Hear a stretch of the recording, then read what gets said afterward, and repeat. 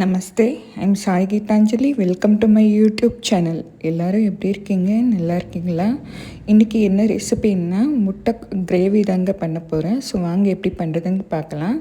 அதுக்கு ஒரு ஃபஸ்ட்டு கடாயில் எண்ணெய் ஊற்றிட்டு எண்ணெய் காஞ்ச உடனே கடுகு போட்டுட்டு கடுகு வெடித்ததும் அதுக்கு முன்னாடி பார்த்திங்கன்னா கிரேவிக்கு வெங்காயம், தக்காளி, பச்சை மிளகாய், இஞ்சி, பூண்டு எடுத்துருக்கு. அதை நல்லா மிக்சியில் அரைச்சிட்டு அதுக்கப்புறம் பார்த்திங்கன்னா அதில் கடாயில் போட்டுட்டு அது நல்லா வதங்கின பிறகு கொத்தமல்லிக்கு இருந்தால் சேர்த்துக்கலாம். நான் கருவேப்பிலை சேர்த்துக்கிட்டேன். அதுக்கப்புறம் மஞ்சத்தூள், ஒரு ஸ்பூன் மிளகாத்தூள், அது நல்லா வதங்கிட்ட பிறகு மசாலா எல்லாம் சேர்த்து பச்சை வாசனை போன உடனே இன்னொரு பேஸ்ட் என்னென்னு பார்த்திங்கன்னா மிக்சியில் பாதாமும்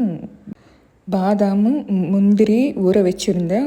தோல் எல்லாம் எடுத்துகிட்டு மிக்சியில் சேர்த்துட்டு ஒரே ஒரு காஞ்ச மிளகாய், கொஞ்சமாக மிளகு, சீரகம், அதுக்கப்புறம் கசகசா இதெல்லாத்தையும் சேர்த்து பேஸ்ட்டாக அரைச்சிட்டு அந்த மசாலாவோட பச்சை வாசனை போன உடனே இந்த பேஸ்ட்டை தூக்கி ஊற்றிட்டு கிரேவி கன்சிஸ்டன்சிக்கு தண்ணி ஊற்றிட்டு தண்ணி நல்லா கொதித்து அந்த கிரேவியில் நல்லா கொதித்து வந்துட்ட பிறகு கொதிக்க வச்சுருந்த முட்டையை தோல் எடுத்து சேர்த்துட்டு அந்த முட்டை பார்த்திங்கன்னா அந்த கிரேவி பார்த்திங்கன்னா எண்ணெய் பிரிஞ்சு வரணும். இது பார்த்திங்கன்னா சப்பாத்திக்கு சூப்பராக இருந்துச்சு. நீங்களும் இந்த ரெசிபியை ட்ரை பண்ணிவிட்டு எப்படி இருந்ததுன்னு கமெண்ட்டில் சொல்லுங்கள்.